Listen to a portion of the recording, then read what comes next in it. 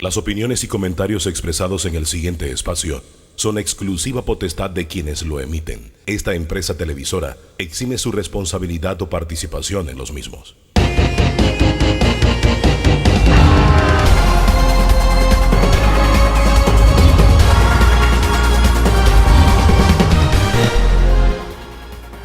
¿Qué tal? ¿Qué tal? Muy, pero muy buen día. Bienvenido, bienvenida a este encuentro de análisis, opiniones, diferentes corrientes de pensamiento. Este es el escenario Debate Abierto. Rapidito, la agenda de hoy. Alberto Alemán Zubieta, ex administrador del Canal Panamá. ¿Dónde estamos y hacia dónde vamos? Impunidad gana terreno en Panamá. El análisis con Rodrigo Noriega. Diagnóstico de la justicia, lo haremos con el ex magistrado de la Corte Suprema, Edgardo Molino Mola. Mesa de recuperación económica, los primeros pasos. Tendremos representantes de gobierno y del sector privado para hacer el análisis. Una agenda de temas para que usted se quede durante todo el programa con nosotros y de protagonistas también de primera línea. Así que la invitación a que nos acompañe. Comenzamos con Alberto Alemán Zubieta, ex administrador del canal. Bienvenido. Un placer estar contigo aquí, Hugo. Comencemos hablando sobre la radiografía que usted tiene del país en este momento, la lectura del país que tiene Alberto Alemán Zubieta. Mira, es un momento sumamente complicado, no solamente para Panamá, es un momento complicado para el mundo entero. Estamos viviendo algo realmente, yo diría que inédito, por el tamaño de consecuencias que es esta pandemia, que nos ha afectado a todos y nos sigue afectando. Al mismo tiempo uno debe pensar que la humanidad está reaccionando de una manera espectacular, porque la creación de las vacunas en un tiempo récord, usando tecnologías completamente nuevas, con la dificultad obviamente que las vacunas están controladas por los países que tienen pues de primer mundo, que tienen la capacidad de desarrollarlas. Nosotros estamos pues como a la espera de que ese nivel de vacunación se dé con la celeridad que se requiere. Porque si uno quiere pensar de verdad en cómo regresar a la normalidad, a poder abrir la economía más rápido, proteger la vida de la gente y tanta gente que ha muerto en nuestro país y en el mundo entero, familias que se han visto sumamente afectadas. Esto nos tiene que llegar a pensar de que tenemos que hacer y lograr que efectivamente esa vacunación de rebaño se dé de manera rápida.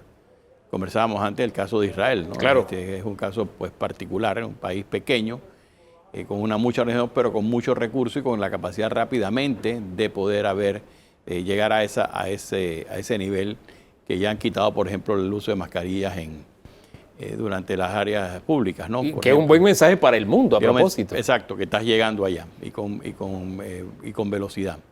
Esto obviamente ha creado muchísimas discusiones, ¿no? De qué está bien, qué está mal, qué se puede hacer, qué no se debe hacer.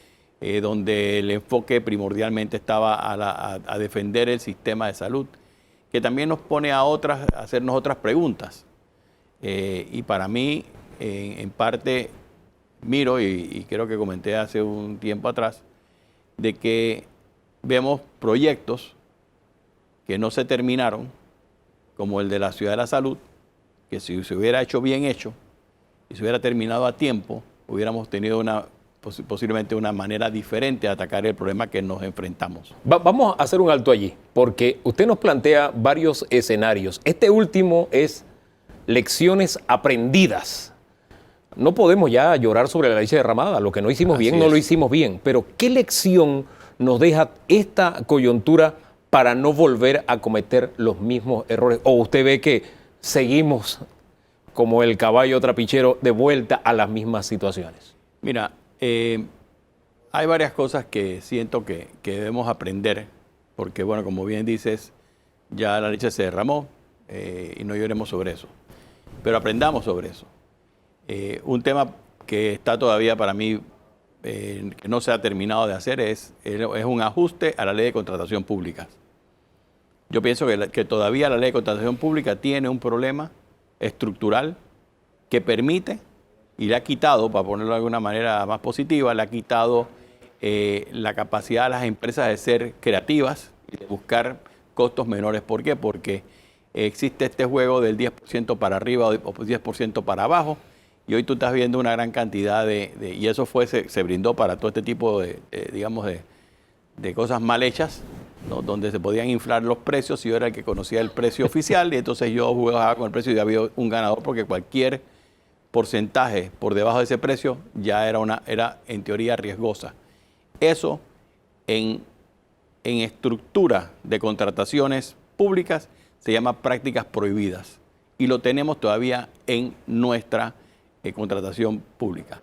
Por otro lado, lo que siento es que estamos entrando en proyectos sumamente complejos y no tenemos en el Estado, pienso yo, con raras excepciones, una de ellas obviamente para mí es el Canal de Panamá, no tenemos un equipo que entienda las complejidades de la contratación pública internacional de proyectos complejos, como por ejemplo el que te acabo de mencionar de la Ciudad de la Salud.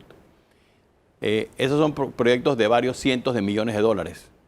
Son proyectos que requieren una buena estructura, tanto legal, de contrato, de seguimiento y de poder entregar la obra al Estado. No tenemos el entendimiento ni el equipo, dice usted, pero tenemos el buen ejemplo dentro del país.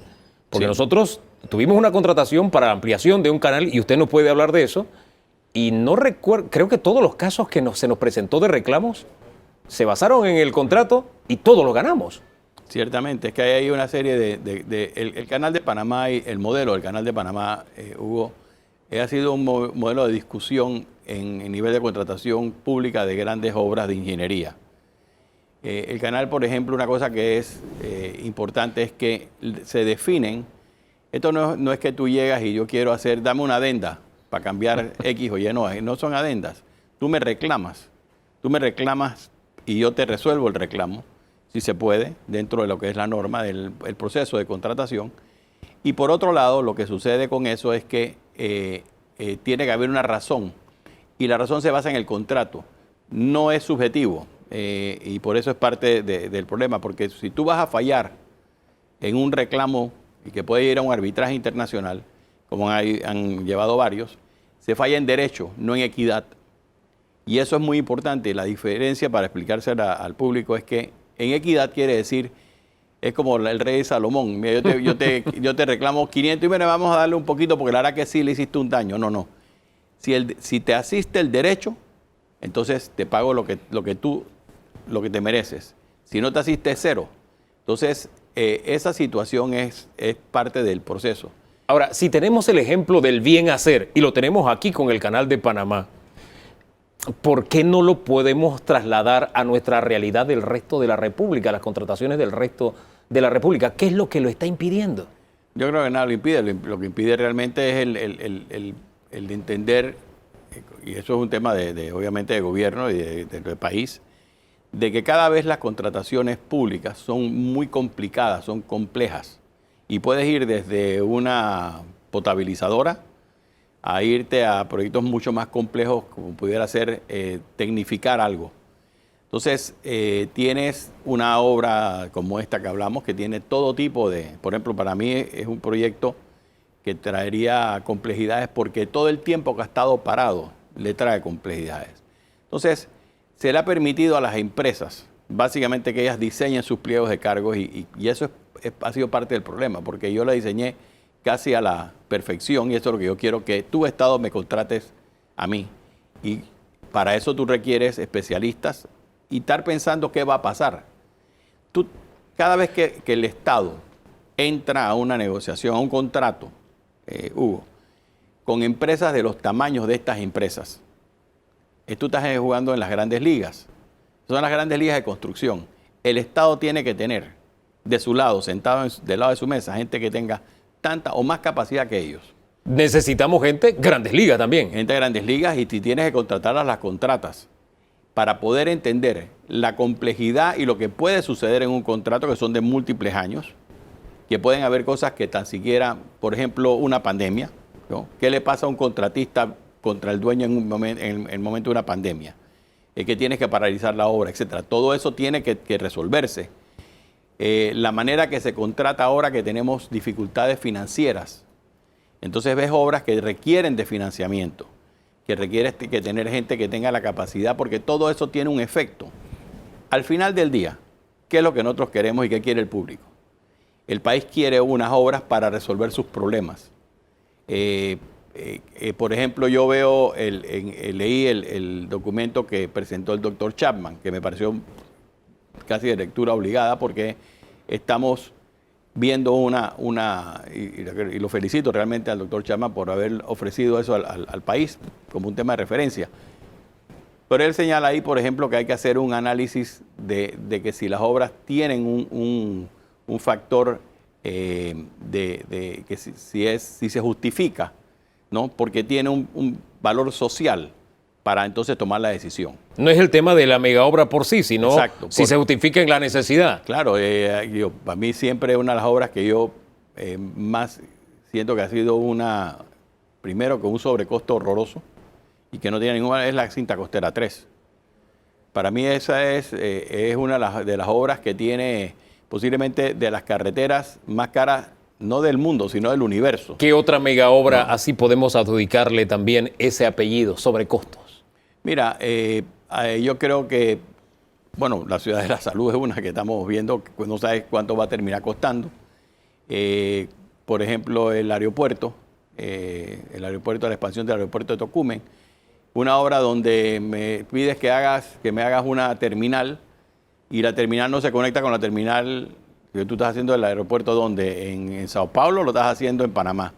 Tú quieres que el aeropuerto funcione integralmente y no estaba así. Entonces, hay que darme una adenda. Ahora te voy a conectar la terminal A con la B y eso cuesta otros 40 millones. Cosas como esas. Ahora, ¿esa no era corrupción calculada? Mira, posiblemente sí. Posiblemente sí. Es más, y es la ventaja o no, Hugo, de poder administrar adecuadamente y defender los intereses adecuadamente del Estado. Y eso se hace desde el principio, ¿no? Cuando ya la cuestión está, porque tú fuiste a un proceso de selección de contratistas dentro del marco de la ley, todo ese tipo de cosas, se comienza a complicar. Entonces tenemos miles de millones de dólares, ¿no? Que han quedado sin terminarse, a medio palo, sin dar el servicio que necesita el Estado. Y eso posiblemente es el costo de la corrupción, ¿no? Porque...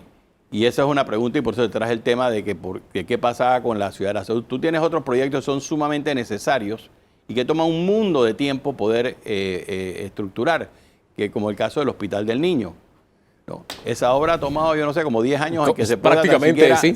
se pueda hacer. Entonces, eso te dice, hablando de qué cosas que uno debe aprender, que efectivamente hay algo que no hace que funcione efectivamente este tipo de contratación pública. Puede ser que el modelo sea un modelo más a lo que tiene un Estados Unidos, que es el cuerpo de ingenieros. Entonces ellos, por ejemplo, todas las grandes obras, ellos son los que tienen ese. Porque ¿qué sabe, por ejemplo, un ministro de Salud o un ministro de Educación, ¿no?, sobre contratación de obras de hospitales? Eso no es un tema de un ministro de Salud, es un tema de un especialista. Las necesidades de salud sí puede ser un tema que el ministro sepa o que el gabinete sepa que requerimos tales y cuales cosas. Aquí se hicieron una gran cantidad de obras que están por terminar en los que llamaban estos pequeños hospitales regionales. Algunos se hacían y no tenían tan siquiera comunicación para poner electricidad. Aquí es zapatero a tu zapato. Sí, zapatero a tu zapato, y que entender de nuevo que tú tienes miles de millones de dólares que haces en inversión de capital, ¿okay?, que son obras, carreteras, etcétera. Te vas todavía más allá, Hugo. Estamos hablando de que queremos usar un modelo de participación pública-privada. Eso requiere que la participación del Estado esté protegida en esa relación, que se estructure adecuadamente. ¿Y se está haciendo? Bueno, yo no sé, es decir, eso son las cosas que estamos diciendo que se tienen que aprender. Que se tienen que aprender. No, aquí en Panamá se han hecho obras público-privadas que ha tenido costos altos para nosotros, ¿no? Por ejemplo, cuando se privatizaron los corredores norte y sur, ¿no? El costo de privatizarlo fue altísimo, pero es que en el contrato estaba ahí porque había un tema de defensa de la inversión, de lo que es razonable. Y esta es una historia en los corredores de nunca acabar, porque volverían a nuestras manos, supuestamente iban a ser libres y al final no hemos llegado y se aleja cada vez esa posibilidad. Lo que pasa casualmente, Hugo, es que el modelo ¿no? Se tiene que analizar. Si yo sé efectivamente que como Estado yo quiero poder capturarlo o quiero comprarlo al ente privado que hizo una inversión, que tomó un riesgo, y de nuevo es un tema de estar claro en las reglas del juego. Y es decir, yo quiero ejercer eso ahora mismo. Puede ser que para mí volver a pagarte al sector privado, requiero mantener, seguir cobrando, porque al final del día, de nuevo, es un tema de cómo tú haces las inversiones. ¿Quién debe pagar por eso? Y aquí hay temas bien complejos que también yo creo que debemos aprender y podemos conversar sobre eso, que es el caso, por ejemplo, de agua, Sí. ¿no? Donde tenemos una institución fallida, una institución que era muy buena, y eso habla sobre las instituciones del Estado, ¿no? Cuando tienes instituciones, como en su momento fue el IRRE, el INTEL, el IDAN, el Ministerio de Obras Públicas, eran instituciones donde la gente hacía carrera, donde la gente crecía, donde se desarrollaba el talento humano. Esas instituciones se han politizado de una manera tal de que hoy en día, con un concepto equivocado de que a veces parece que como somos un país donde tenemos mucha agua, en teoría tenemos mucha agua, no la debemos pagar. Entonces, o es gratis. Entonces nadie quiere meterse políticamente a tratar de resolver el problema, porque todo lo hacemos a base de poner plata, y estamos subsidiando todos, ¿no? Porque todos subsidiamos esa ineficiencia. Ahora, el IDAN es una institución fallida, nos dice, ¿usted hay esperanza para que esto cambie? ¿Usted ve en el horizonte, la actual administración está haciendo lo correcto para que esto sea transformado? Mira, yo creo que uno de los problemas de la pandemia dio al traste a que el gobierno se ha tenido que enfocar en administrar una pandemia. Y eso ya llevamos más de un año, y yo creo que todavía falta un poco de tiempo. Entonces tienes una situación política compleja, lo cual dificulta de que haya un entendimiento de qué hay que hacer, porque hay que hacer unos cambios estructurales profundos. Yo siento, por ejemplo, y lo he conversado, en que para mí no hace sentido. ¿Okay? Si tú me dices que yo no quiero ajustar el precio de la tarifa de agua, que es realmente baratísima. Es más, una botellita de agua, ¿no? Te cuesta mucho más que lo que cobra el IDAN por millar de galones. ¿Okay? Cuando tú comparas eso es ilógico. En un país que nos jactábamos, y yo creo que todavía Panamá tiene buenísima calidad de agua, de que aquí haya una cultura, por decirlo así, de comprar agua embotellada. ¿Okay? Teniendo tanta agua. Teniendo agua de calidad. Y siendo un buen administrador de aguas, con el ejemplo del Canal de Panamá, que debería ser un buen administrador de aguas todo el país. Debiera ser un buen administrador de agua, de cuencas. El tema de agua es un tema muy complejo, Hugo. Eso no es... Pero para mí la parte de la institución, sí, la institución que tienes que servirle agua no solamente a las ciudades capitales y Colón y el área esta, digamos, de transísmica, sino que tienes que llevar agua a los pueblitos, a los lugares apartados, porque el agua en sí es salud. Y hay maneras de hacerlo.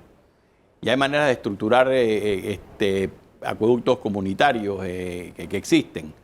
Entonces, pero donde se concentra la gran cantidad de población, que es casi más de la mitad de la población del país está aquí en este sector, llamamos pues cerca de las ciudades capitales o extremas pues, de Pacífico y Atlántico, tenemos que tener una entidad que no solamente resuelva adecuadamente y que tenga tecnología avanzada, sino que el costo del servicio por lo cual tú cobras no puede ser lo mismo por millar de galón para poner un ejemplo, la 24 de diciembre, que no tiene agua constantemente todos los días con presión adecuada, que el que está en Punta Paitilla, que tiene una agua todos los días con presión, etcétera. No, esa calidad de servicio es más cara que la otra. Ahora, esto se soluciona con el cambio de un administrador, que es donde siempre nos fijamos. Cambian administrador, viene un administrador, se va el administrador y el problema persiste. No. Este es un problema que es estructural. Es estructural. Es un problema mucho más allá del administrador. El administrador no puede hacer no es Superman. ¿Le queda el espacio a la actual administración para darle un giro a ese tema, al tema agua? Es que creo que lo tenemos que hacer. ¿Por qué? Como país lo tenemos que hacer, porque sencillamente estamos, primero, y es muy fácil meterle plata, ¿no? Y no resolver el problema, pero nos está costando a todos. ¿Okay? Y eso no es lo que debemos aspirar. Yo creo que debemos aspirar a tener una entidad, y puede ser una entidad, el canal es 100% del Estado, ¿okay? Y es una entidad pública, bien administrada, y que dé el servicio que la población requiere y exige. O sea, es decir, yo creo que tú tienes que llevarle el agua de manera eficiente, tienes que tratar de eliminar las ineficiencias. Por ejemplo, otra cosa que a mí me llama mucho la atención, nosotros no pagamos prácticamente por el servicio del agua servida, pero tenemos miles de millones de dólares en lo que se llama para salvar la bahía, y hemos hecho estas plantas de recolección y de tratamiento de aguas servidas que alguien la tiene que pagar, no solamente el valor de la planta, sino la operación de la misma. Entonces, si eso no se hace, y si nosotros sentimos que sencillamente, de nuevo, eso es gratis, porque hay este concepto equivocado, ¿no? Eso lo que va a pasar es igualito que una planta de agua de potabilizadora que está en Amador, y la puedes ir a ver, ¿no? Que nunca ha funcionado. Que la gente que estaba en Amador se quejaba con la ARI, ¿no? Porque ellos decían, tú me dijiste que ibas a tener un agua, me ibas a hacer el tratamiento de agua y no lo tienes. Ahora, ¿no? ¿qué pasaría si eso que tradicionalmente ha sido gratis, o por lo menos no se ha pagado, el tema de agua servida, qué pasaría si en este momento al gobierno se le ocurre decir vamos a cobrar por ese servicio? Es que hay que cobrarlo, ¿no? Si te lo están dando, lo malo es que te cobren por no darlo.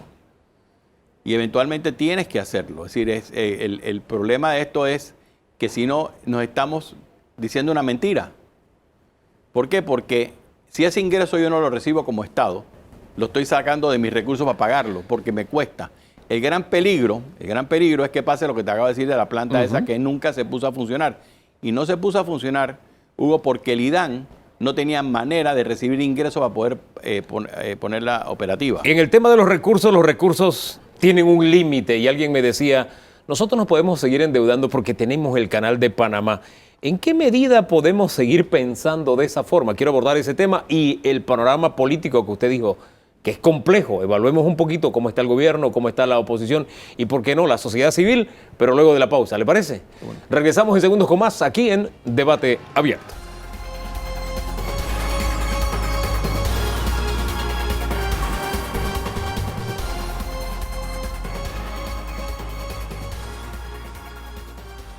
Seguimos conversando en Debate Abierto con Alberto Alemán Subieta. Me decía un economista, Panamá se puede seguir endeudando porque nosotros tenemos un pozo de petróleo que se llama Canal de Panamá. ¿En qué medida es cierta esa afirmación? La afirmación yo la pondría de otra manera. A ver. Yo diría que Panamá tiene una posición geográfica que es nuestro verdadero recurso, es la posición geográfica. El canal es una infraestructura en esa posición geográfica. Tenemos que entender que Panamá conecta los dos grandes océanos, conecta las grandes regiones de mercado del mundo. Panamá es el país con mayor conectividad en las Américas, con una excepción solamente, que es Estados Unidos.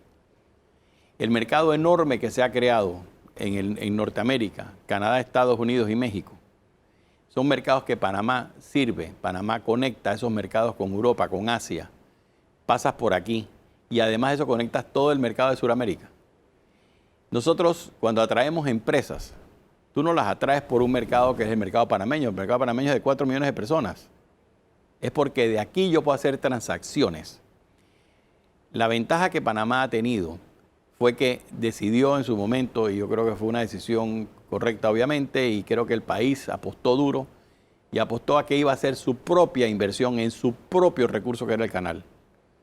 Y no lo hicimos con nadie, lo hicimos los panameños, que fue ampliar el canal, que fue esa autopista, la hicimos mucho más grande. Ahora bien, eso es lo que siento que para el futuro, nosotros tenemos infraestructura creada. Panamá tiene una zona franca, que es la más grande de este lado del hemisferio. La segunda en el mundo, que era la zona libre de Colón. pero ese modelo también ha cambiado y hay que ajustarse a la nueva situación del mundo. Son centros de distribución, no es el tema ya de impositivo. O sea que tenemos que capturar más ese supuesta posición geográfica que es una realidad nuestra que comenzamos a controlar, Hugo, en los años 90. Ahora, yo creo que la frase venía porque como Estado tengo algunos ingresos seguros año tras año y por tanto puedo pedir prestado. Y todas esas megaobras de las que usted hablaba en el primer segmento dependen de financiamiento externo. Así que creo que en esa línea es que me planteaba el economista esta idea de tenemos ese pozo de petróleo. El tema es, ¿realmente ese es un pozo ad eternum, sin fondo? ¿Podemos seguir pidiendo prestado? ¿O esto del endeudamiento en algún momento tenemos que hacer un alto y mirarlo con otros ojos? No, yo creo que hay que mirarlo con los ojos que te estoy planteando de que yo tengo un enorme recurso que lo tengo que desarrollar. Y ejemplo del economista que te decía eso es que, por ejemplo, en los años 90, mediados de los 90, nosotros no teníamos acceso a los puertos. Panamá movía 200.000 contenedores. Hoy movemos más de 7 millones. Tenemos la infraestructura portuaria más grande. Entonces, por ejemplo, ahí tienes el caso de la discusión que hay ahora con Hutchison Whampoa. ¿Qué debe pasar con ese tema? Yo pienso que es un tema que el país tiene que renegociar. A mí, por ejemplo, me llama mucho la atención una empresa que en 18 años le paga $1 millón al país. Me llama mucho la atención que supuestamente hace inversiones por 1.600 millones de dólares, en el cual si yo soy 10% accionista, quiere decir que por lo menos si yo estoy reinvirtiendo la plata y no me la estás dando, es que yo estoy poniendo mi propia plata en la inversión que estás haciendo. En que te estoy reconociendo las inversiones que tengo que hacer en dragado, ¿no?, a costo de la operación. Que me estás diciendo de que que parte del ingreso que te he pagado es en función del movimiento de contenedores. Que, by the way, como dicen los americanos, que en realidad lo que sucede, y es un tema que habría que revisar en estos contratos, es que en Panamá el movimiento de contenedor es, yo te bajo el contenedor en un puerto, te cobro una tarifa que es creo que $12, ¿no? Y entonces cuando la subes en el otro lado, porque llegaste el contenedor, digamos, a Colón, y la subiste en Colón, ese movimiento ya está incluido en el otro, cosa que por lo tanto no es un movimiento, es un medio movimiento. Además de eso, no cobramos por la norma, la práctica del mercado, que es el TEU, que es el contenedor de 20 pies, que es la medida estándar, sino que cobramos contenedores de 40, high cubes, hay una gran cantidad de cosas. O sea, que en eso el país no está recibiendo lo que debe recibir por algo tan importante de la posición geográfica. Ahora, ¿usted ve una renegociación en el horizonte cuando la Contraloría ya dijo este contrato se está respetando, la empresa ha respetado y supuestamente hay una renovación automática si se ha respetado el contrato? Bueno, yo creo que debieran renegociarlo o debieran poder renegociarlo porque hay una serie de cosas que para mí, en lo que dijo la Contraloría, yo he pagado 400 y tantos millones de dólares en temas de pago por movimiento de carga. Por ejemplo, si eso es una empresa que recibió 4.000 y tantos millones de dólares creo que hasta el año 19, que dice el informe. Bueno, el modelo de Panamá, ser dueño de lo que del bien, lo que se llama, yo administro esta tierra y tú estás desarrollando el puerto sobre mi tierra. Entonces, ese modelo normalmente yo te cobro una tarifa por el uso de la tierra o por los ingresos, que es como el caso de un hotel. Yo puedo ser el dueño del hotel, yo lo construí y la Hilton me lo maneja. La Hilton me cobra un porcentaje del total de los ingresos. ¿Okay? Y eso es lo que de repente lo que pudiera pasar. Si yo soy 10%, que es lo que dice el contrato de ellos, entonces me pregunto si todas esas gastos o todas esas inversiones realmente estaban y se debían hacer, el monto es el adecuado. Pero fuera de eso, de repente el modelo debe decir, págame un porcentaje sobre el total de los ingresos. Pero no me digas que una empresa que genera tanto ingreso te va a pagar $1 millón al accionista, ¿no?, durante 18 años. Entonces, algo no está bien en el modelo. Algo tenemos que corregir. Vamos a otro tema, porque a propósito de corregir, hay quienes plantean, para corregir el país necesitamos una nueva constitución. Vamos a una constituyente. ¿Para usted esa es la salida o no? Mira, yo pienso que hay unas discusiones que tienen varias aristas, obviamente, ¿no? ¿Cómo es el modelo de ajustar o de cambiar la Constitución? Tú puedes ir al proceso de las dos asambleas, lo que presentó el presidente Cortizo en su momento, que era otra de las formas de hacerlo. La sociedad está pidiendo algunos cambios estructurales que tienen que ver con temas de justicia, la estructura de la asamblea, del ejecutivo, de la cantidad de poder que tiene el ejecutivo, de cómo se está estructurada la asamblea, la manera en que se están tomando el tema de justicia en toda esta cantidad, ¿no?, de casos que hay que no se resuelven, que hay un sentido de impunidad, lo cual no nos gusta, ¿no? Y eso tiene que resolverse.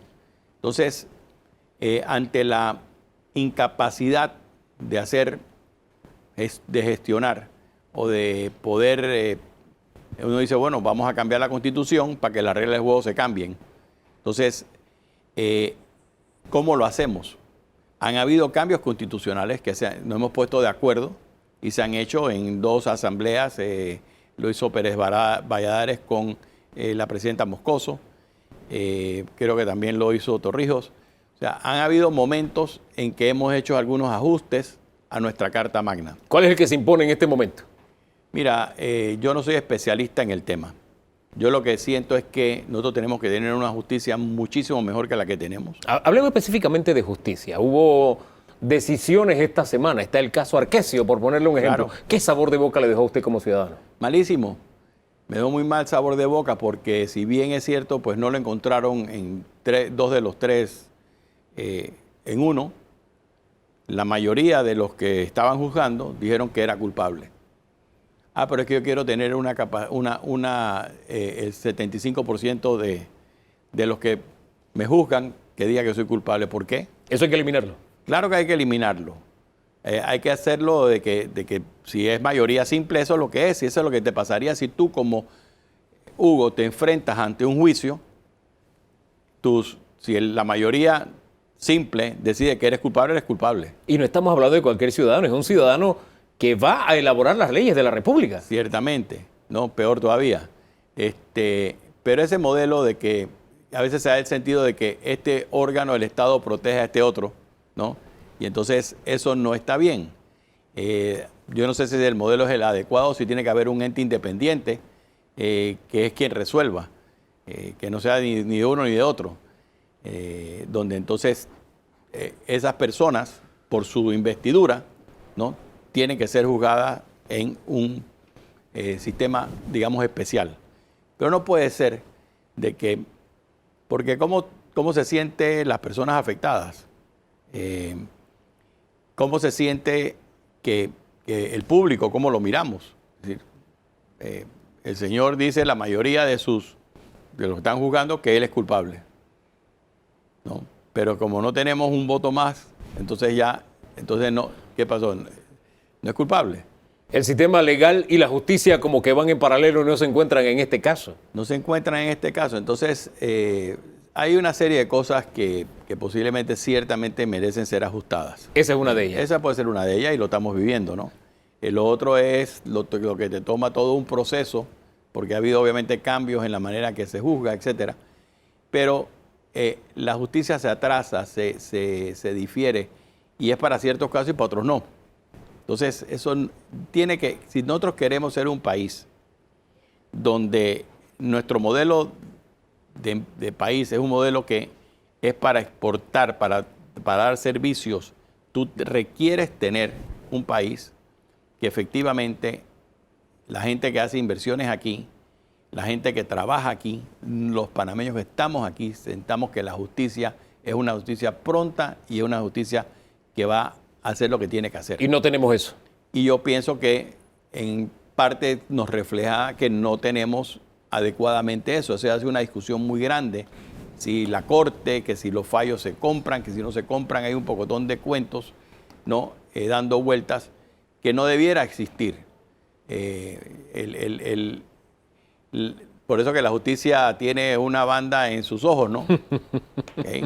Que no mira a quién, no es quién tiene la razón o no la tiene. Entonces, eso es bien importante. Es más, parte de la razón a veces que nuestro país está en esas listas grises y negras y todas feas que nos ponen estos otros países, que a veces lo vemos de manera ofensiva.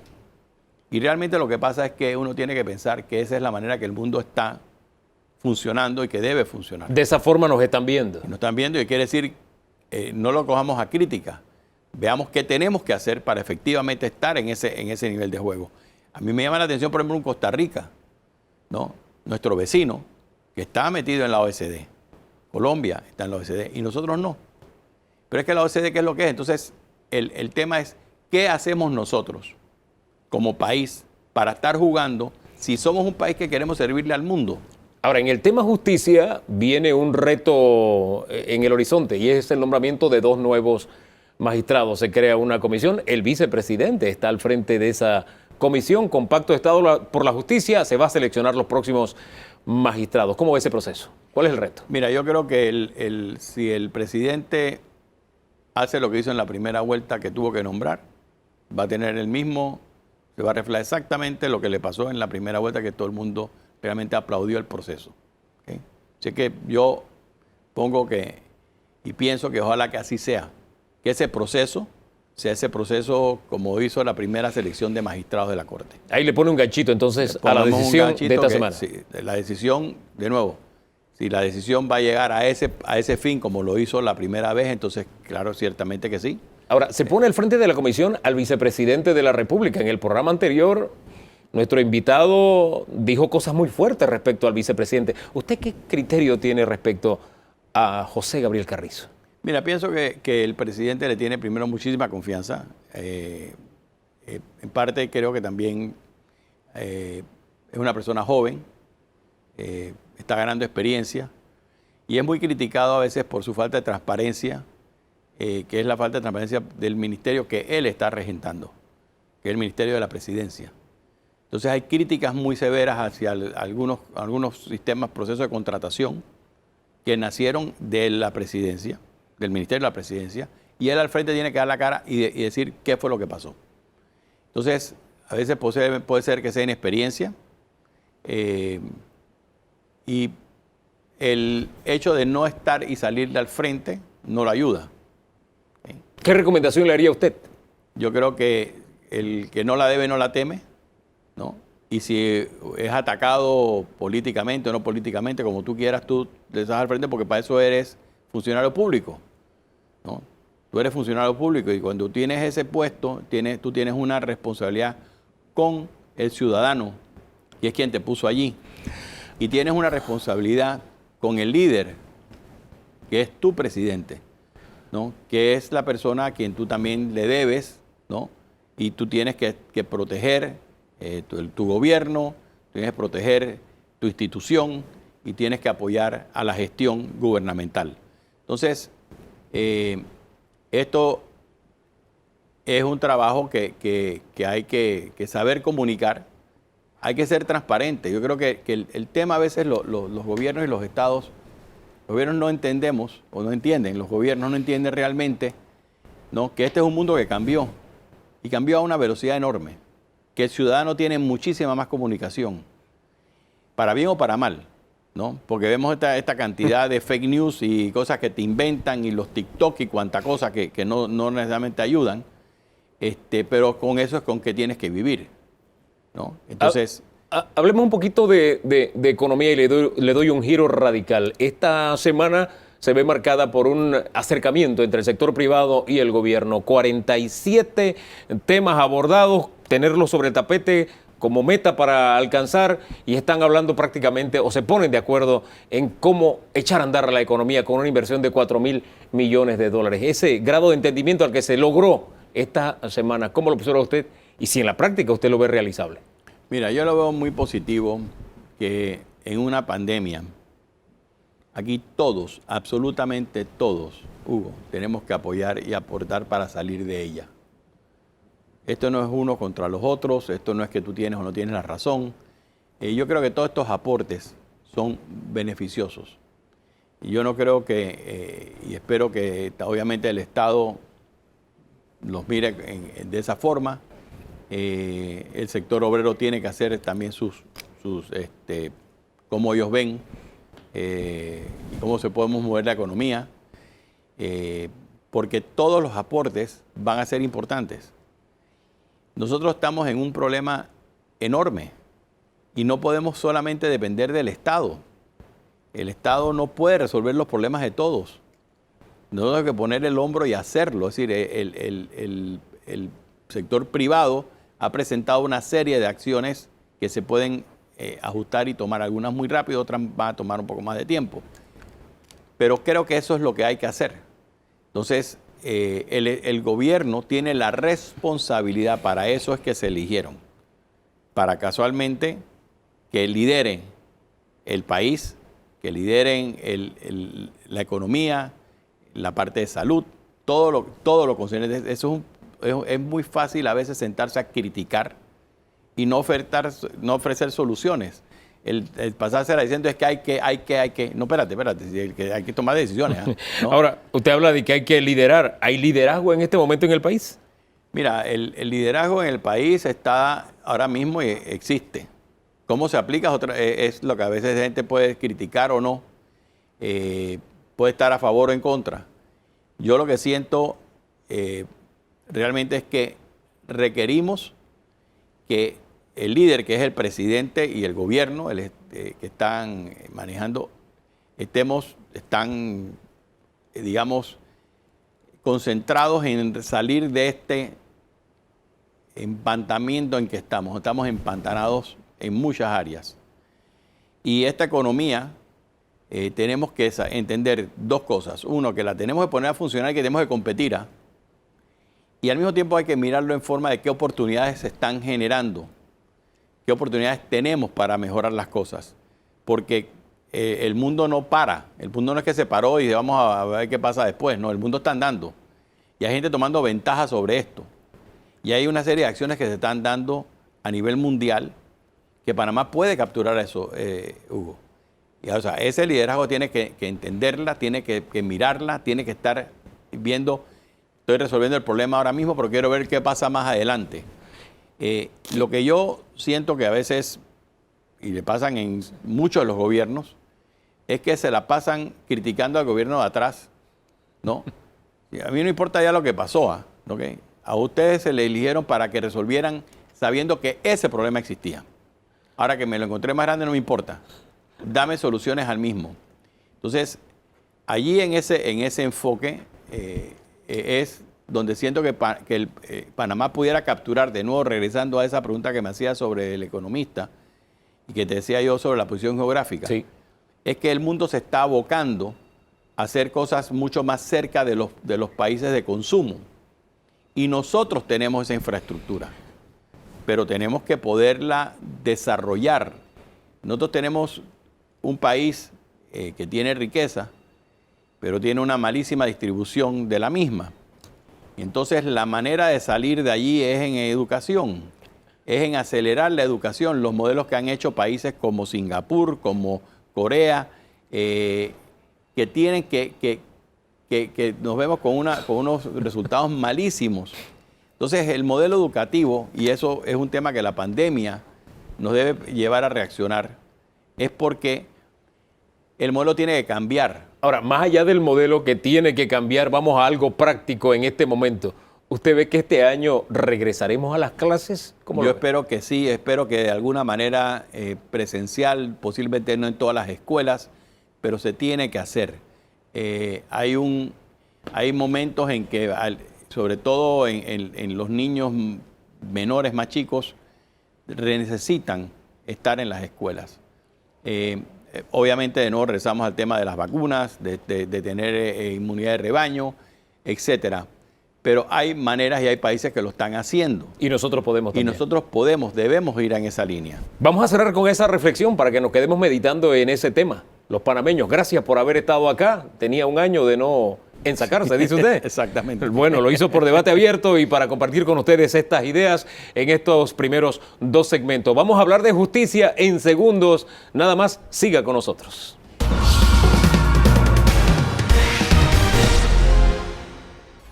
Gracias a don Danilo Toro que se suma a la mesa. Don Danilo, bienvenido. Buenos días, Hugo. Vamos al tema de la justicia, pero en esta primera sección desde la óptica de la impunidad. Esa es la arista que vamos a analizar el día de hoy. Rodrigo Noriega es jurista y nos acompaña. Don Rodrigo.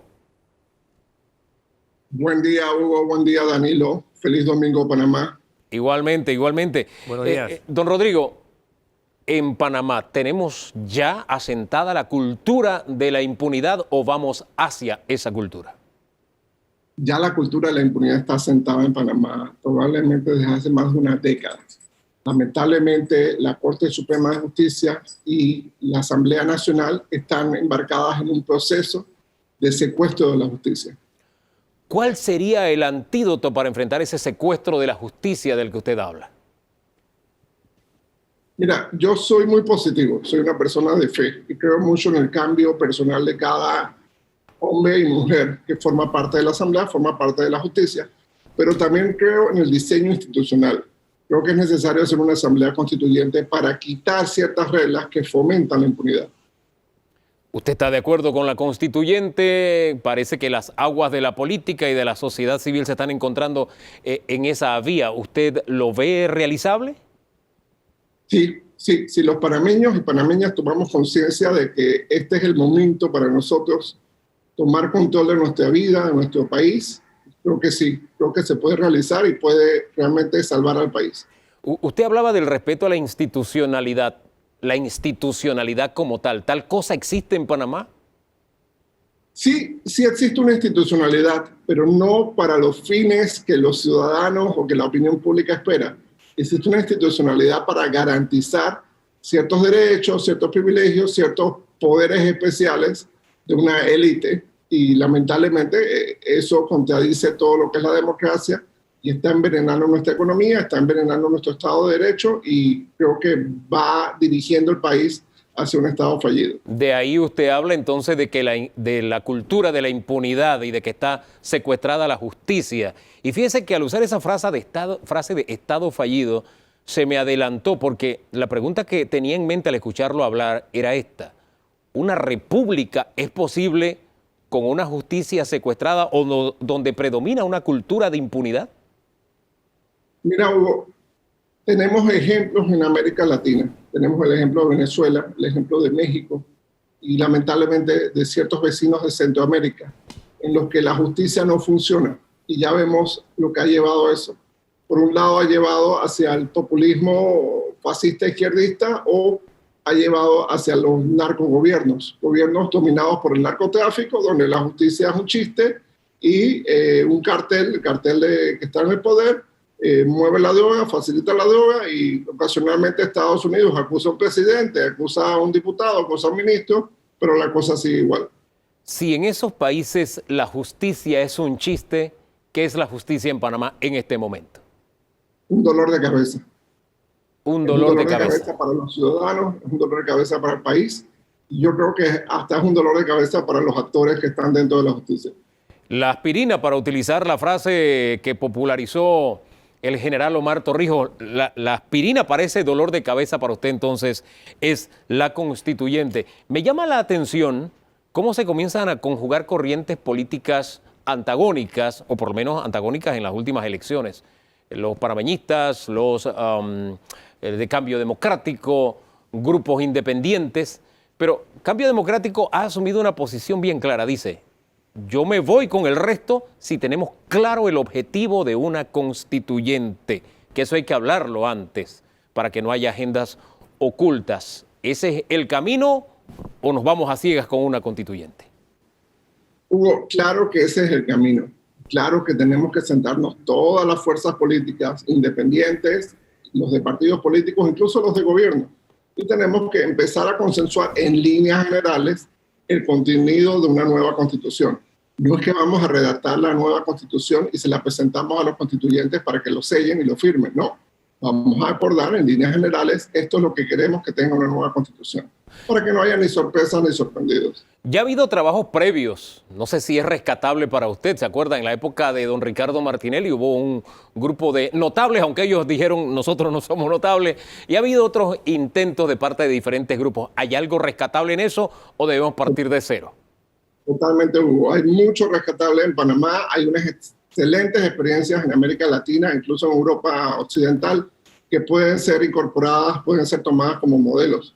Yo creo que, y precisamente uno de tus invitados, mi profesor, el doctor Edgardo Molino Mola, es un constituyente natural, alguien que debería estar en cualquier comité de redacción de una nueva constitución. El esfuerzo que él y otros valientes panameños realizaron en el gobierno de Ricardo Martinelli debe ser retomado, debe ser quizás hasta un pilar de la discusión. Voy a dejar precisamente el tema constituyente y constitución para el siguiente segmento, que como usted bien adelanta, Edgardo Molino Mola nos va a estar acompañando. Pero usted dijo que la justicia en este momento, la institucionalidad, opera a favor de ciertas élites. ¿Usted se atreve a identificar esas élites? Sí. Del 2004 para acá, los diputados, independientemente del partido, formaron una especie de barrera, yo lo llamo la diputadocracia, en la que si tú quieres gobernar, incluso si eres del mismo partido, el partido con la mayoría en la asamblea, tienes que negociar con ellos.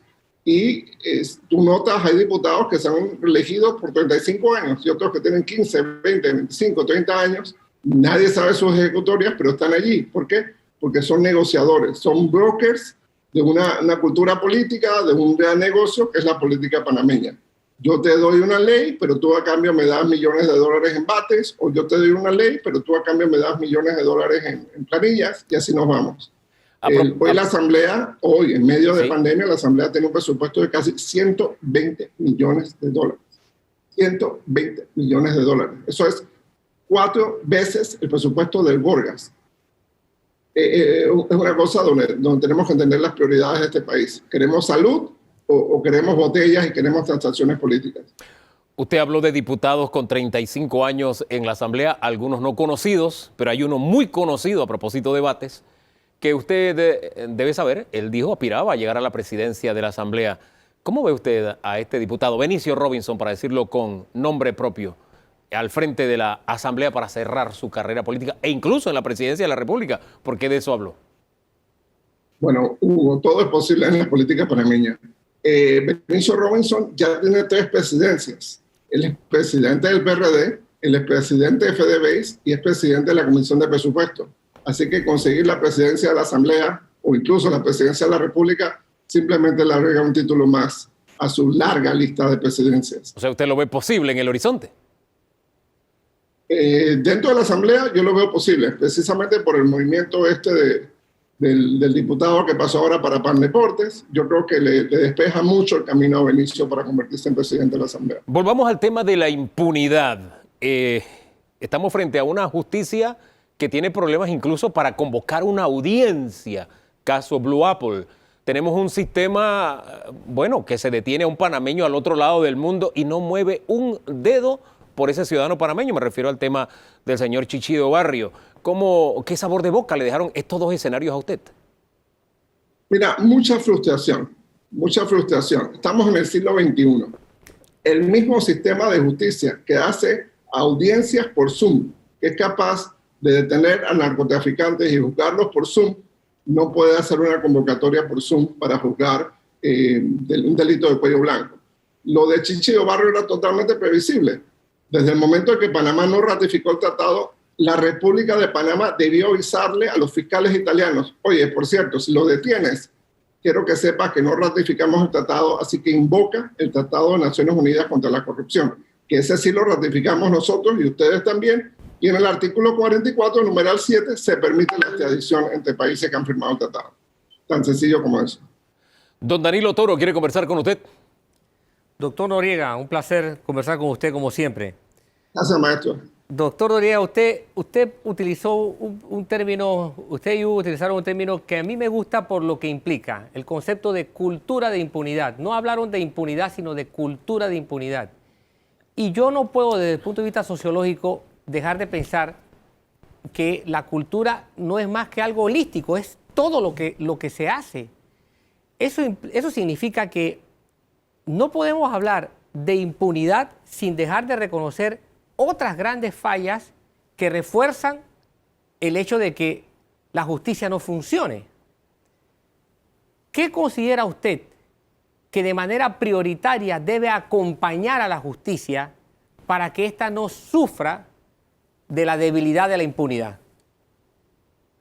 Gracias, Danilo, por la pregunta. Yo creo que lo primero es lo fundamental. No puede haber jueces ni fiscales interinos en la República de Panamá. La jueza Valoisa Martínez, que tiene que ver los casos de corrupción más importantes que ha conocido esta república, es interina. Eso significa que ella no tiene tarjeta de crédito, ni puede sacar un préstamo personal, ni puede buscar una hipoteca. Ella dependería de agiotistas o de familiares para financiar eso. Perfectamente en medio de los juicios, la Corte Suprema, sus superiores la pueden cambiar, la pueden remover, como hicieron con el juez Orlando Carrasquilla, que llevaba el caso de Derbez antes de ella. Entonces, ese es el primer principio. El juez, el fiscal, tiene que estar seguro en su cargo.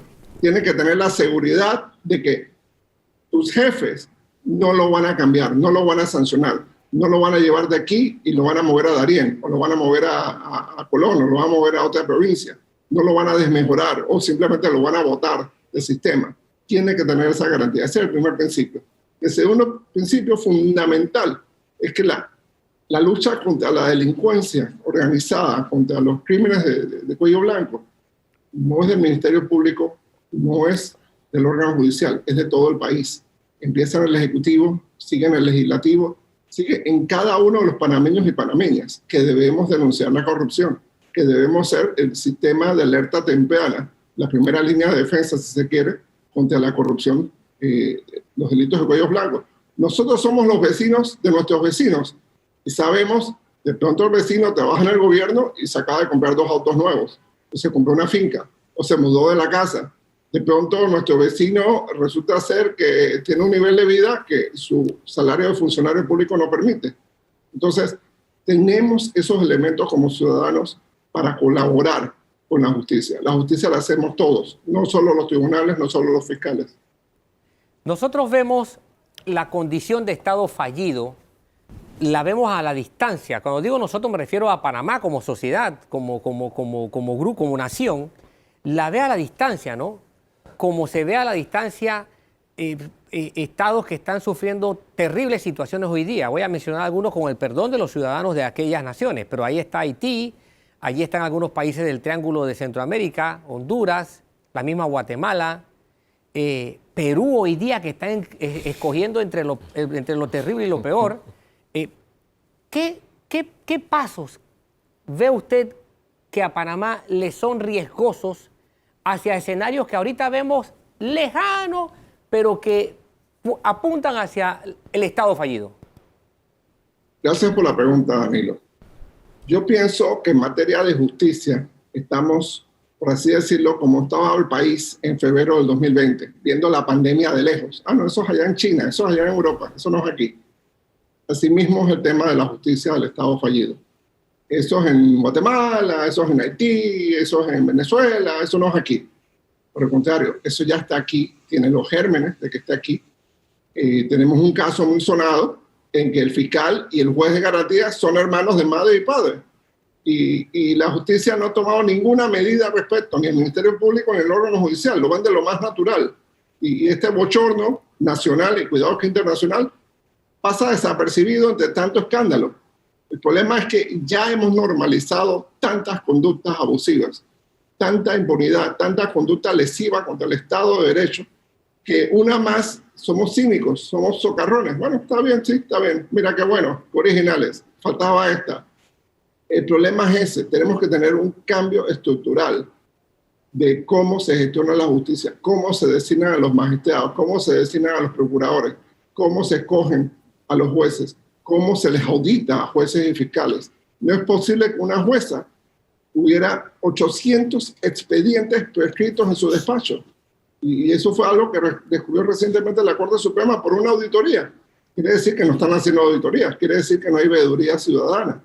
Este tema del juicio del diputado Arquesio Arias que yo tengo mis reservas sobre el mismo, quizás la Corte Suprema de Justicia, si no estuviera en el planeta Marte, allá con la sonda Ingenuity, quizás la Corte Suprema de Justicia pudo haber manejado el tema de la legitimidad de ese proceso.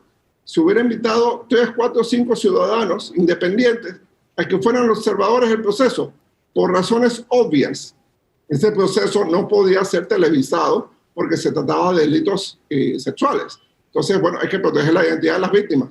Pero tú puedes tener 3, 4, 5 invitados que van a ser testigos meramente del proceso y que al final van a decirle a la sociedad, mira, sí, las pruebas no alcanzaban para condenarlo. O a lo mejor era 50-50. O sabes qué, había un problema técnico. O sabes qué, había un problema procesal. O saben qué, los magistrados son todos unos corruptos. No tomaron en cuenta ese aspecto. Entonces, a mí lo que me preocupa es que temas que no necesitan una reforma de la Constitución o un cambio legal, que son temas de sentido común, no los están tomando en cuenta. El fallo de la Corte, que dice que las mujeres en Panamá no tienen derecho a esterilizarse, o sea, es una cosa, Dios mío, del siglo XVII. Eso es totalmente medieval. Entonces, ese tipo de desconexión con la realidad, de desconexión con el mundo real, me preocupa mucho, porque si los magistrados están encerrados en esa Cámara, Dios mío, quién sabe qué va a salir de allí. Es decir, con esa desconexión y todos esos antecedentes, la República fallida, ¿usted la ve tan lejos como lo dibujaban hace unos segundos o lo ve cercano? ¿Dónde lo ubica usted en la distancia? Yo la veo más cercano a lo que pensamos los panameños de lo que nos gustaría, por muchos factores. Hay una gran cantidad de dinero sucio en el sistema, dinero sucio de la corrupción, del blanqueo de capitales, del narcotráfico. Hemos visto en los últimos meses arrestos de gobernadores, de suplentes de diputados, de investigaciones de gente de la misma Policía Nacional, de los cuerpos de seguridad. Entonces, eso es muy delicado. Eso es muy delicado porque se está haciendo muy evidente. Ahora, nos decía... Que esa corrupción del narcotráfico está subiendo por los escalones de la política. Decía usted, disculpe, esa última frase. Que ya es evidente que el narcotráfico está penetrando la política y que está subiendo por los escalones de la política, precisamente porque hemos cerrado la vista, hemos dejado que la cultura de impunidad prospere. Ahora bien, usted hablaba de liderazgo y que el tema de la corrupción es un trabajo que tenemos que enfrentar todos los panameños.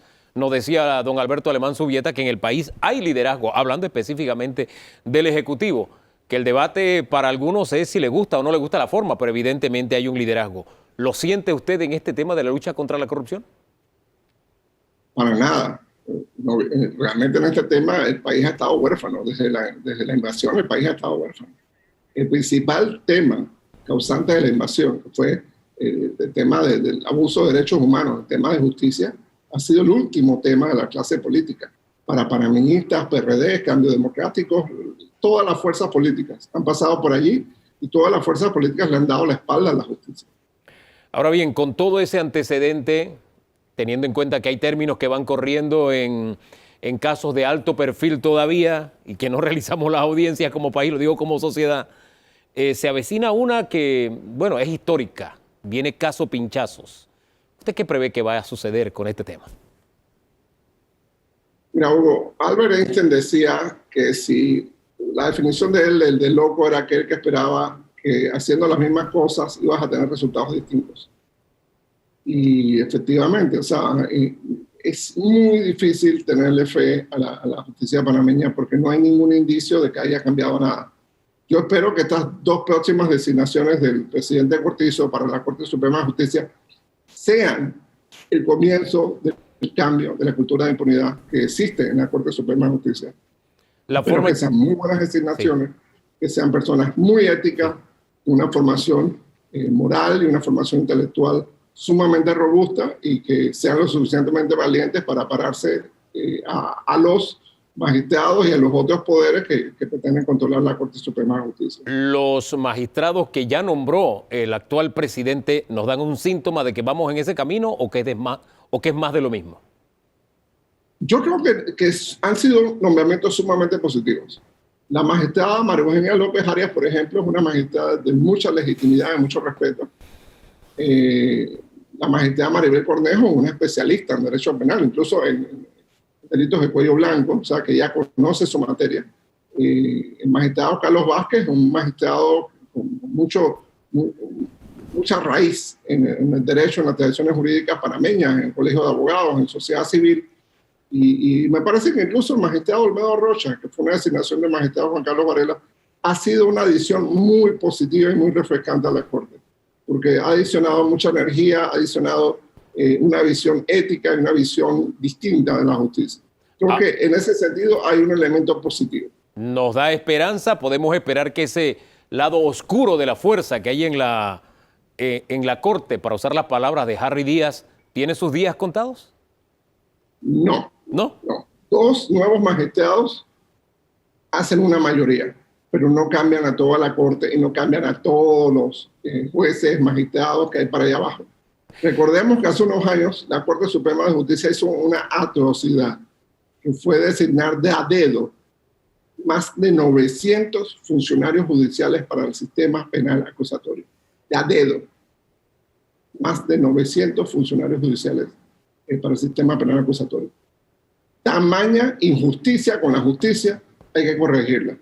Y eso va a requerir más allá de simplemente 2 magistrados más para la Corte Suprema de Justicia. Bueno, aquellos eso polvos... realmente un apoyo del Estado y una veeduría de la sociedad, de la ciudadanía, de los medios, para que la cosa verdaderamente cambie. Bueno, aquellos polvos nos están trayendo los lodos que tenemos actualmente con el SPA. Gracias por esa ayuda a memoria, don Rodrigo, y también por su participación hoy aquí en Debate Abierto. Que tenga buen día. Muchas gracias a ustedes. Rodrigo Noriega, jurista, nos da tema para analizar. Sí, el doctor Noriega es un referente de lucidez en este país y hay que tomar en cuenta sus observaciones. Es un firme creyente de la Constituyente como una salida de ordenamiento, de respiro y de relanzamiento de la condición o de la salud del Estado panameño. Eso queda en primera instancia claro, ¿no? Él ve el riesgo, el problema de la impunidad arrastrando un riesgo todavía mayor que el mismo problema de la impunidad, que es la proximidad a la condición de Estado fallido. ¿Cuán próximo estamos a esa condición? Es mucho más de lo que creemos los panameños. No nos dice si está muy cerca o está muy lejos, pero sí nos dice es mucho más de lo que queremos los panameños. Es decir, no está del otro lado del horizonte. Exacto. Y pesan aquí desde las cosas cotidianas, las cosas de costumbre, hasta la operatividad del Estado, ¿no? ¿Le parece si hablamos con alguien que estuvo dentro del monstruo? Por supuesto. El magistrado Edgardo Molino Mola será nuestro siguiente invitado luego de la pausa.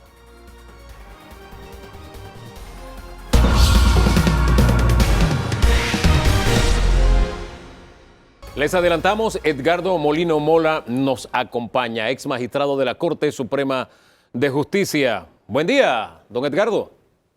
Buenos días, Hugo. Muchas gracias por la invitación. Bienvenido siempre. Queremos comenzar con su diagnóstico de la justicia. El problema de la justicia siempre ha sido que en la justicia no hay empate, como a veces ocurre en ciertos deportes. En la justicia siempre hay alguien vencido y alguien que sale condenado o absuelto. Y normalmente la persona que no obtiene una decisión favorable critica a la justicia. Por lo tanto, en casi todos los casos hay un 50% de crítica contra la justicia. Y si tú a eso unes los juicios mediáticos, me refiero a los juicios que se dan por medio de la prensa, la televisión, la radio, en que empiezan a dar opiniones que a veces no constan en el expediente. El magistrado, el juez, el fiscal es el que tiene lo que ocurre en el expediente. Y muchas veces informaciones que se manejan en los medios no corresponden con la realidad del expediente. Y ocurre que a veces cuando sale la sentencia del proceso auténtico y no coincide con el juicio de la prensa, entonces, aparte de que ya tiene en contra el que va a perder el caso, entonces también el caso mediático que adelantó una condena o adelantó muy pocas veces, casi siempre se van más por la condena, que adelantó una absolución. Me llama... Y entonces, sí. ese es una gran problema, ese es un gran problema que tiene la Administración de Justicia, porque normalmente, ya te digo, siempre hay partidarios que están a favor y otros que están en contra por los intereses que tiene cada uno en la decisión. Ese es el problema. Me llama la atención que su diagnóstico se queda en la periferia, es decir, lo que pasa alrededor de la administración de justicia, es decir, opinión pública, medios de comunicación, las partes que resultan afectadas, pero el enfermo en sí de la administración de justicia, le voy a un caso específico, el fallo que se dio con respecto a don Arquesio Arias, ahí el enfermo, sí, el foco es la justicia. ¿Cómo no? ¿Cómo no? Mira, el problema es que el juez tiene que ser imparcial y tiene que ser independiente. Pero el juez depende de la norma. Y si la norma es injusta, lamentablemente el juez aplica una norma injusta, pero él no creó esa norma, él la tiene que aplicar. La norma la crea el órgano legislativo. La norma la ejecuta el órgano ejecutivo y el órgano judicial la aplica. Entonces, el problema es que si tenemos una norma injusta, como efectivamente tenemos esta norma injusta, una norma que establece un privilegio a favor de los altos cargos. Pero estos privilegios, por ejemplo, usted lo vio en el caso de Trump, el presidente de los Estados Unidos. Allí también era mayoría calificada. Casi siempre los altos cargos, por motivo del ingrediente político que llevan en sus decisiones, muchas de esas a veces no corresponden a la realidad del problema, sino que llevan un enfoque cargado de política. Entonces, en esos casos quizás se justifique esa mayoría calificada, pero es que eso no resulta del todo cierto. Y entonces cae en la injusticia de que personas políticas sí cometen derechos, pero sí cometen delitos y totalmente alejados de la política, como este caso de Arquesio, y salen favorecidos porque tenían una posición política, porque estaban bajo el criterio de que el juzgamiento era de carácter político y por eso que tenían que tener una mayoría calificada. Mientras que a cualquier otro hijo del vecino hubiera salido condenado con 5-4, aquí este señor o el magistrado o el presidente de la República saldría libre porque por el alto cargo que ocupa tiene un juicio especial para salir condenado. Entonces, tenemos que eliminar esas cosas. Precisamente por eso es que se habla de una constituyente. Yo quiero hablar de la constituyente. De reformas constitucionales. Yo quiero hablar muchas cosas requieren cambios en la norma constitucional, porque mire, a pesar de que la norma constitucional dice que no hay fuero ni privilegio, aquí tenemos un privilegio, y usted lleva eso a la Corte y la Corte dice que no es inconstitucional. Entonces, si el mismo tribunal también está aplicando incorrectamente la norma, porque entonces viene uno por ahí y dice que el problema es que el nombramiento, cuando lo hace el presidente, lo hace con carácter político, aunque se lo mande al Pacto por la Justicia. Porque a la hora que él va a decidir, va a buscar el que tiene más semejanza política con él. Entonces, tenemos que eliminar al presidente y a la Asamblea escogiendo magistrados. Ese es el problema. Yo quiero entrar en el tema de la constituyente, pero cierro el diagnóstico de la justicia y de nuestros operadores de justicia. Estamos ante magistrados y jueces que incluso han llegado al punto en que se abstienen de fallar en fallos. O como decía su antecesor en el uso de la palabra, don Rodrigo Noriega, jueces y magistrados que por sus fallos a uno le queda la impresión de que están respondiendo a ciertas élites o grupos de poder. ¿A usted no le da esa impresión también? Claro que sí, yo también tengo esa impresión. Mire, los magistrados están obligados a firmar los fallos. Si usted examina el último fallo de la Corte que declaró que no es inconstitucional el toque de queda, se da cuenta que lo firmaron 8 magistrados. Y entonces usted dice, si eran 9, ¿qué pasó con el magistrado que falta? ¿Por qué no firmó? Yo averigüé, ¿por qué este magistrado no firmó? Dice, bueno, lo que pasa es que él estaba ausente en el momento en que se dio la votación y que no participó en el debate y por eso no firmó el fallo. La norma del Código Judicial obliga a que los magistrados firmen el fallo, a favor o en contra, pero no puede dejar de firmar. Y tampoco puede, estando presente, decir como si fuera en una asamblea legislativa, una asamblea de una sociedad que yo me abstengo, en que tú puedes no votar.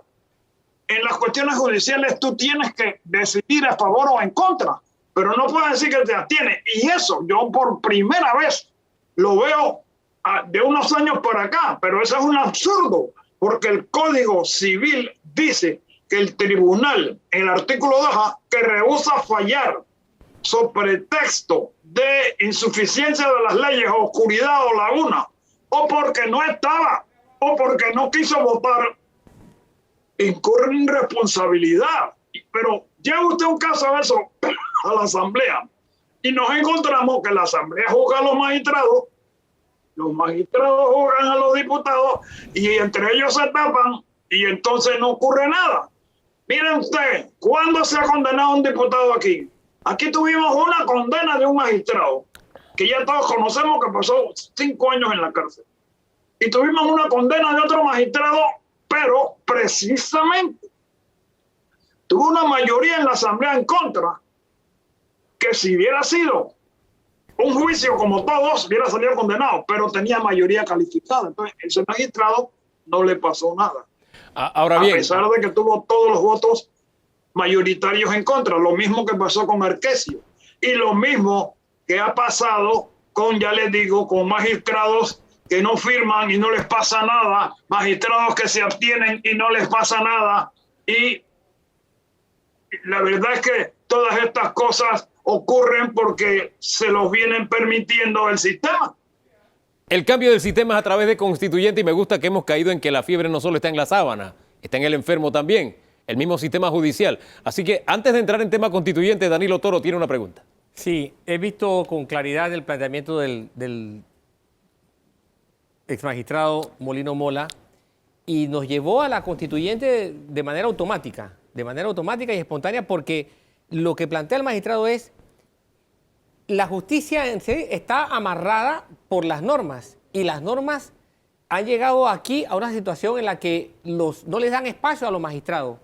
¿Considera entonces usted que tenemos un cuerpo normativo desligado de la realidad social y de la dinámica social que tiene este país?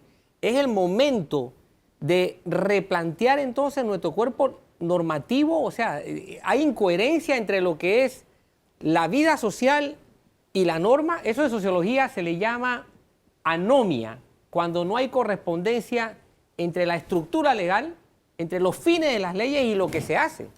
¿Estamos en ese estado? Por supuesto que eso es lo que está ocurriendo.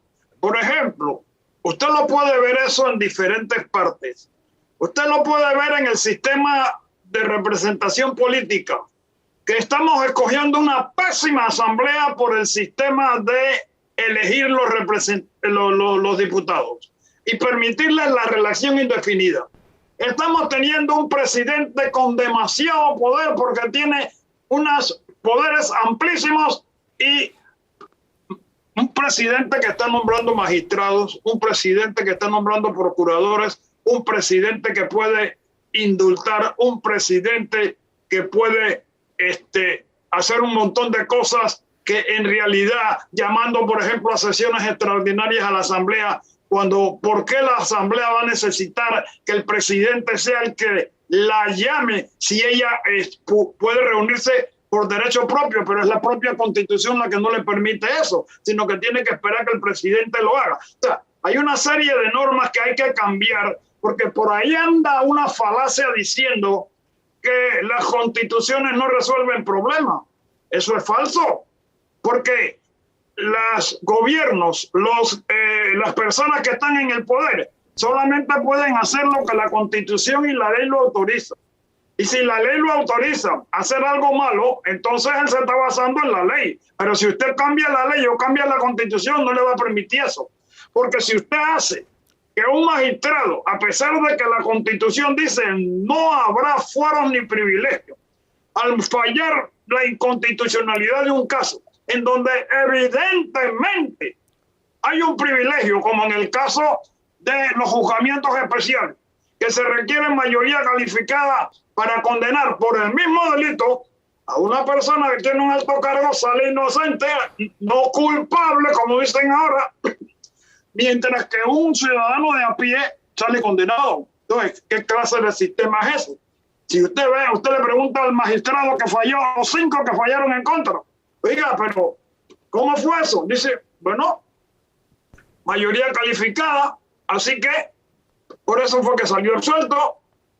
Así que un privilegio es lo que permitió que esa persona en la misma condición hubiera salido condenada si no hubiera sido diputado. Toda la diferencia fue porque era diputado. Si ese señor comete ese acto sin ser diputado, ya estuviera preso. Una de cal y una de arena, sí, ella anomia, como señala y hace usted el análisis, pero también me resuena todavía en los tímpanos cuando dijo hay magistrados que no están firmando los fallos, es decir, hay de lo uno y hay de lo otro. Ahí viene entonces el reto. Constituyente, usted formó parte de un grupo de notables que redactó un proyecto de constitución. Decía don Rodrigo Noriega, si hay que redactar una constitución, ahí tiene que estar Edgardo Molino Mola. ¿Cuál sería el punto de partida para una nueva constitución, don Edgardo? Bueno, mire, yo quiero decirle que aquí en Panamá hay una gran cantidad de trabajos que se han hecho sobre una nueva constitución. Por ejemplo, hay una constitución que preparó la Universidad de Panamá cuando era rector el doctor Carlos Iván Zúñiga. Y participaron el doctor César Quintero y otros juristas muy notables. Un gran proyecto que se hizo en la rectoría del doctor Carlos Iván Zúñiga. Hay otro proyecto que hizo la Asamblea Nacional. Creo que el diputado, uno de los diputados que ya falleció, un diputado por Chiriquí, que era médico y falleció. Los asesores legales de la presidencia hicieron un buen proyecto de constitución. Creo que fue manejado por Salvador Sánchez, que es uno de los grandes constitucionalistas panameños también, que tampoco debiera faltar en una constituyente. Hay otro proyecto que se llamaba Visión 2020, y que hicimos nosotros en la época del presidente Martinelli. De lo que yo recuerdo, nosotros hicimos un proyecto de constitución bien completo, pero que no le gustó al presidente Martinelli. De lo que yo recuerdo fue por dos razones. Una, no se estableció la segunda vuelta electoral, en la que quiero decirle que yo sí estoy de acuerdo con una segunda vuelta electoral, pero lamentablemente la mayoría allí no aprobó la segunda vuelta electoral. Y el Tribunal Constitucional, que acabo de ver precisamente un magistrado argentino, ex magistrado de la Corte, la mayoría de estos magistrados de la Corte se oponen al Tribunal Constitucional por lo mismo que dijo ese señor hoy, porque la Corte deja de ser suprema. Y eso en realidad no es cierto. Porque si fuera cierto, tampoco el Tribunal Constitucional sería el máximo tribunal, porque hay una Corte Interamericana de Justicia sobre Derechos Humanos. Claro. Y entonces allá van los casos, y entonces tampoco serían los tribunales regionales los últimos en decidir los casos, sino que sería la Corte Interamericana la máxima figura de todos los países. Don Edgardo. Siempre habrá un tribunal por encima de otro. Así es. Y si los fallos de la Corte, lamentablemente, a veces ocurre, hombre, los fallos de la Corte a veces son inconstitucionales. ¿Por qué? ¿Quién ha dicho que los magistrados de la Corte no violan la Constitución cuando deciden un caso como el de Arquesio, por ejemplo? Y dicen, dicen que allí no hubo fueros y privilegios. Por favor, ahí está clarito que hay un privilegio en que si hubiera esa persona no tenido el cargo del diputado, salía condenado. Es más, y no lo juzgaba la Corte Suprema, lo hubiera juzgado un tribunal penal común y corriente. Entonces usted ve el absurdo de que la misma Corte es fiscal, porque tiene que nombrar un fiscal, y después ese fiscal no puede participar como magistrado. Y la misma Corte es fiscal y es juzgador. totalmente absurdo. Eso también hay que cambiarlo. ¿En qué país se ha visto que usted ve que el juez es el fiscal? ¿Cómo se llama? Instruye Sí. y juzga el caso. Nos deja usted Eso mucho material de reflexión. Estos diputados. Sí, nos deja usted mucho material de reflexión. También nos pone al día de todo el trabajo intelectual que hay para comenzar a trabajar respecto a una nueva constitución. Gracias, magistrado, por haber estado en debate abierto el día de hoy. Que tenga buen día. Hasta luego. Hasta luego. Póngalo en perspectiva. Bueno, el magistrado Molino Mola pone sobre la mesa un principio que quedó claro. Las normas en Panamá no están cumpliendo sus fines. Por lo tanto, como no cumplen sus fines, la nación está expuesta en esto que se le llama anomia, que es un desajuste social de terribles consecuencias. Paralelamente, el magistrado Mola lo que nos dibuja es un escenario muy confuso de la dinámica de la justicia en Panamá, porque basada en normas que, aunque son normas, no necesariamente son justas, por lo tanto la justicia tiene un rendimiento pobre o equivocado. Al grado está que lo llevó a la última expresión. ¿Quién dice que los magistrados no violan la ley? Oiga, y no me canso de decir esto, no es solamente la anomia que usted dice, es también magistrados, juzgadores que se sustraen de la norma y actúan al margen de lo que establece la ley. Ni siquiera, mire lo que él decía, el gran absurdo, no están firmando algunos fallos o se están absteniendo, algo que no está dentro de la norma y que suscribe aquello de los magistrados también violan la Constitución. Vamos a una pausa, hablamos de perspectiva económica. La semana comenzó con una buena noticia. Gobierno y sector privado trazaron una ruta, 47 aspectos en los que van a estar siguiendo lo que es la reactivación de la economía en el país. Vamos a abordar el tema.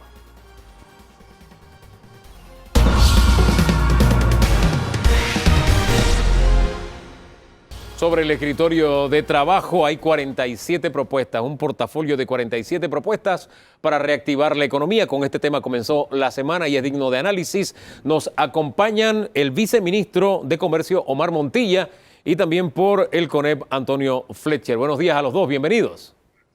Buenos días, Hugo. Gusto saludarte. Buenos días, señor viceministro. Gracias, Antonio Fletcher, y a todos los televidentes, buenos días. De la propuesta se ha hablado toda la semana. La gran pregunta que creo nos queda pendiente es ¿cuándo comenzamos a trabajar en estas propuestas? Comencemos con usted, señor viceministro. Sí, el día martes va a instalarse la mesa que va a ser presidida por parte del gobierno a través del ministro Ramón Martínez, ministro de la Cartera de Comercio. Y también entonces va a estar los representantes del CONEP y de la empresa privada que vamos a estar pues poniendo en marcha de los 47 puntos.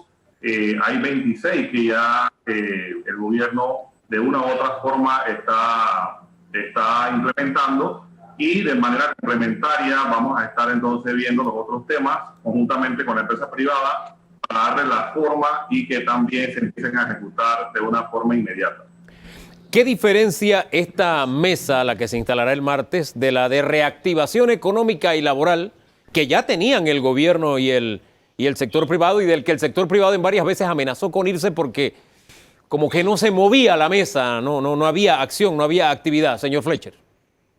Bueno, hay varias diferencias, Hugo. Yo creo que debemos empezar porque la mesa de reapertura, como inicialmente se le denominó, teníamos la oportunidad de presentarles al Ejecutivo, a través del ministro de Economía, el ministro de Comercio y la ministra de Salud y la ministra de Trabajo, eran distintas opciones para lograr la reapertura de las actividades económicas. Recordemos que el país estaba cerrado, entonces era un criterio de apertura por bloques.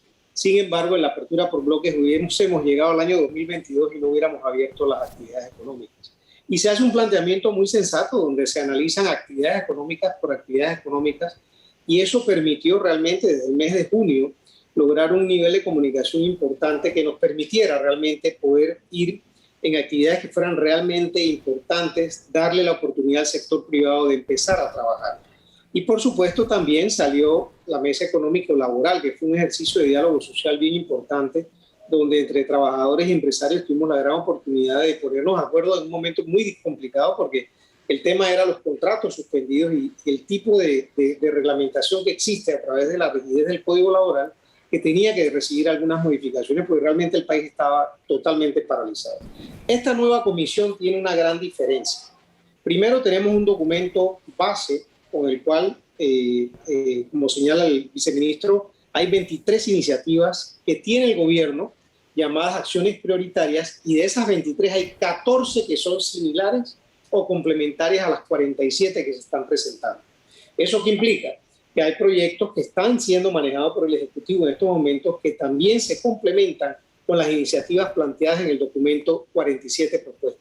Y quiero ser muy claro, Hugo, porque realmente las primeras 47 fueron las que se entregaron el lunes, y como lo has dicho con mucha claridad, se ha discutido toda la semana a través de las mismas. Sin embargo, tenemos 27 propuestas adicionales que van directamente ligadas al sector de logística, al sector de importación, al sector de reforestadores y otras iniciativas de turismo que también van a ser planteadas dentro de esta mesa. ¿Cuál es la capacidad que tiene esta mesa de alto nivel a partir del próximo martes o miércoles, que tengo entendido nos vamos a instalar formalmente, con el liderazgo del ministro de Comercio e Industria y otros ministros que lo acompañan, entre esos el ministro de Economía, el ministro del MOP, el ministro de Inversión, José Alejandro Rojas, y la ministra de Trabajo? Es plantear ahora, actividad por actividad o propuesta por actividad, cuáles son los requisitos o, en su efecto, requerimientos que tiene cada una de estas propuestas para poderlas viabilizar y lograr ese impacto en el corto plazo que estamos buscando. Recordemos que en materia de implementación, lo que se estaba buscando también, además de plantearla, era que pudiéramos tener la oportunidad de dimensionar estas y poder decir cuáles son los requerimientos jurídicos, administrativos y financieros que se requiere para llevar a puerto seguro este nivel de inversión que ronda arriba de los 4.000 millones de dólares y que puede, de un momento en el que iniciemos hasta su debida implementación y el seguimiento y los indicadores de control para poder evaluar si estamos siendo efectivos en la implementación, aproximadamente 140.000 empleos directos. Señor viceministro, ¿podemos decir ahora, más allá de las diferencias semánticas, que a veces me parecía que era así, y puedo estar equivocado, el sector privado decía no hay plan, el gobierno decía sí tenemos un plan? Ahora que se tiene esta mesa o hay esta propuesta o este portafolio de 47 propuestas, ¿ahora sí tenemos un plan? ¿Hablamos el mismo idioma todos? Bueno, siempre el gobierno sostiene un plan. Recuerda que nosotros llegamos con un plan de acción, sin embargo, ese plan tuvo que tener una variante porque no el coronavirus, que no es un tema solamente en Panamá, sino a nivel mundial. Ese plan tuvo una variante. Nos sentamos con el sector privado, generamos un documento por bloque, como lo decía el amigo Fletcher. Sin embargo, nosotros hemos ido pausadamente viendo los temas porque el primer plan del gobierno era salvar vidas. Luego, entonces, la recuperación económica, y hoy vemos con satisfactoria emoción cómo nosotros hemos podido mantener cifras bajas y hemos puesto en marcha también el tema de la vacunación. La vacuna va a traer esa flexibilidad de la reactivación, va a traer también que esa inversión que tanto se necesita, no solamente local, sino a nivel internacional, pueda darse en Panamá. Y con el tema de la reactivación también tenemos una planificación con la banca de oportunidades. Hemos puesto en marcha ya de los 4.000 millones que ha solicitado la empresa privada, hay 1.500.000 garantizando los préstamos, que fue directamente una inyección a la banca, y los otros 500 millones que son para darle la oportunidad en diferentes aristas a los emprendedores, a los micro pequeños empresarios que están ya llegando a la banca estatal para obtener esos préstamos para que su actividad, una vez anuncie su reactivación, ellos puedan ir mejorando su condición en sus locales, pago de arriendo, pago de préstamos, y también consumo, compra de los insumos que necesitan para que ellos puedan empezar su reactivación en sus actividades. Matemática simple, entonces ya no son 4.000, son 2.500 millones que se necesitan. Don Danilo. Bien, estamos hablando de la recuperación económica de un país que tiene terribles debilidades productivas ahora mismo, un desempleo alto y ciertas limitaciones en empréstito. ¿Cómo mirar a la inversión extranjera directa que podría ser una ventana de oxigenación a la economía de Panamá en un contexto en el que a una gran cantidad de países que han sido interesantes para nosotros le está yendo muy mal? Tal vez, Danilo, importante lo que señalas, ¿no? Porque incluso dentro de las propuestas que establece el sector privado, existen dos mecanismos importantes para el tema de la atracción de la inversión extranjera.